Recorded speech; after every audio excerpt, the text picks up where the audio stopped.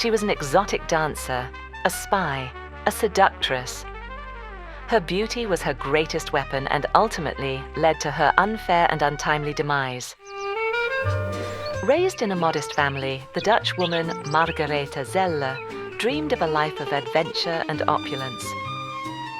After a streak of misfortunes and the mysterious death of her son in Indonesia, she returned to Europe and reinvented herself as Mata Hari, the femme fatale who captivated powerful men of her time, leaving behind an intriguing and tragic story for the world to talk about even a century later.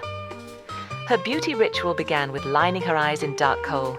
One whiff of her perfume, a lingering veil of jasmine, amber, and spice, was all it took to fall under her spell.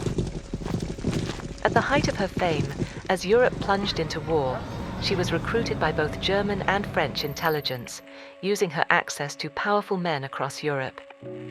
After meeting Mata Hari, investigator Pierre Bouchardon described her as feline, supple, and artificial, a born spy.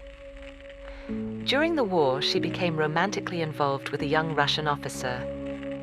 Driven by love and desperation, she became vulnerable to manipulation by both sides and was ultimately implicated as a double agent. Arrested in 1917 by French authorities, Mata Hari was charged with espionage.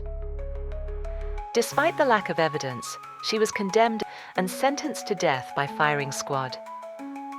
In her final moments, she refused a blindfold, facing her fate with the poise that forever mesmerized the world.